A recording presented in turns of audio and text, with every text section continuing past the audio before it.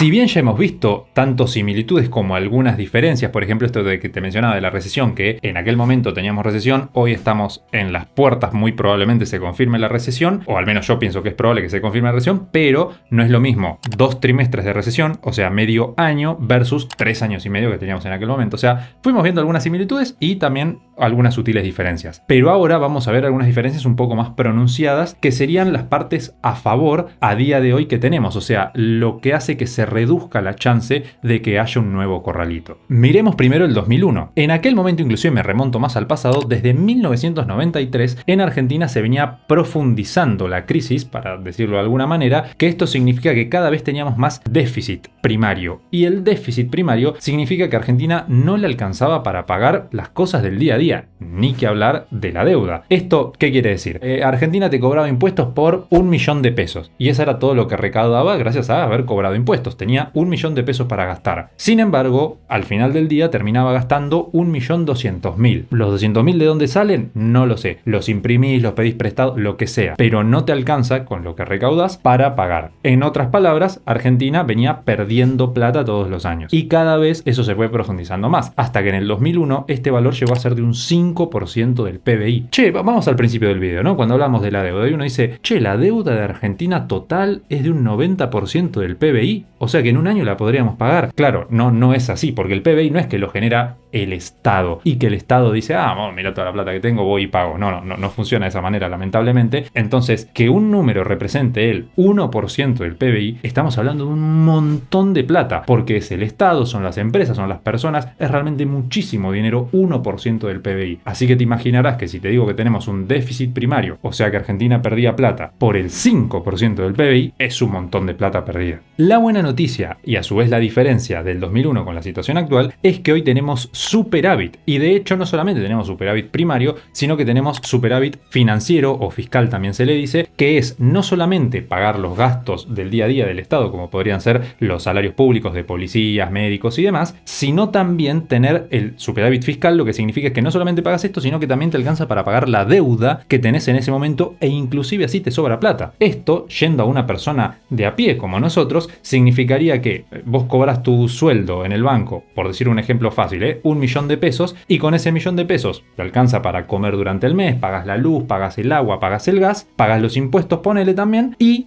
además pagás la tarjeta de crédito, que era deuda, que en otras palabras es eso, o pagás un crédito que tenías en el banco, lo que sea. Y al final del mes, después de haber pagado todo eso, te sobran 50.000 pesos. Bueno, esos 50.000 pesos son tu superávit financiero o fiscal. En definitiva, el superávit de Argentina en 2024 fue del 0,3% del PBI y en 2025 del 0,4% en lo que viene del año. Esto está bastante bien, realmente. Ya, para empezar, tener superávit es un golazo. Aunque tuviéramos equilibrio, que acordate, superávit es ganas plata. Déficit es perdés plata, equilibrio es estás empatado. Que más o menos lo que tenemos hoy es un equilibrio, realmente no es muy grande como para decir que superávit. Pero igualmente está perfecto, o sea, eso ya es muy buena noticia. Inclusive se potencia más cuando hablamos del PBI. ¿Por qué? Porque te acordás que te digo que el PBI es toda la plata que genera el país, es un concepto por ahí un poquito difícil de explicar, pero digamos que es toda la plata que genera el país para tratar de hacerlo fácil. En el 2001 ese número había caído un 4,5% y si mirábamos los últimos 3 años había caído un 8,7% en total, o sea, veníamos de mal en peor. Actualmente y afortunadamente tenemos un crecimiento del PBI, si lo medimos en términos interanuales, del 6,3% al segundo trimestre del 2025. De nuevo,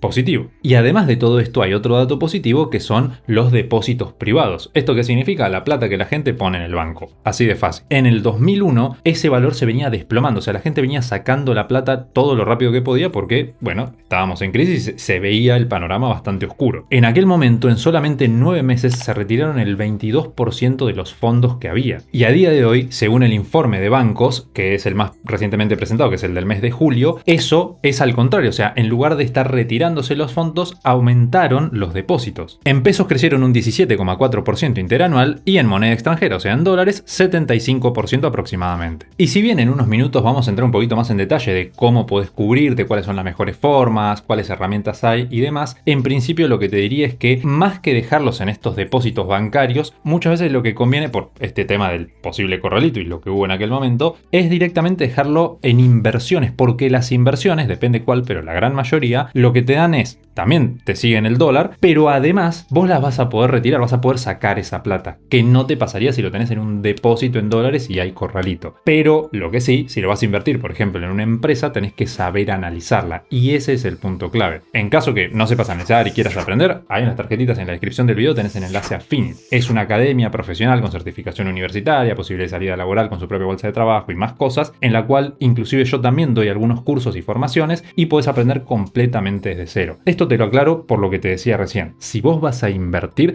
tenés que aprender antes de invertir, porque si no, corres doble riesgo. No solamente no estás cubierto ante un posible corralito, que es en este caso la temática del video, sino que además tenés el riesgo de poder perder plata de por sí, porque las inversiones llevan ese riesgo. Así que ojo y siempre formarte antes de invertir. Dejando eso de lado, vamos con la siguiente ventaja o la siguiente diferencia que tenemos hoy versus el 2001. Y es que en aquel momento estábamos con la convertibilidad en la cual un peso valía un dólar. Esto ni hace falta aclararlo, pero eso lo que hacía era obligarte o obligar al Estado a mantener ese tipo de cambio de alguna forma artificial. Hoy por hoy el tipo de cambio es libre, entre 100 millones de comillas, pero por lo menos es mucho más libre que en aquel momento. ¿Por qué lo digo entre tantas comillas? Porque yo sé que acá el que es súper libertario me va a venir a atacar porque va a decir, no, pero si el dólar es libre. A ver, el dólar tiene las bandas de flotación, se le sumó ahora una de las restricciones del cepo hace unas semanas atrás y además hay todavía cepo, o sea, la imposibilidad de comprar dólar oficial para empresas. Entonces, básicamente el dólar no es libre, pero está mucho más flexible de lo que estaba algunos meses atrás e inclusive muchísimo más libre de lo que estaba en el 2001. En definitiva, tenemos hoy una ventaja, no estamos tan mal como en aquel momento, que es estos puntos que estamos viendo ahora.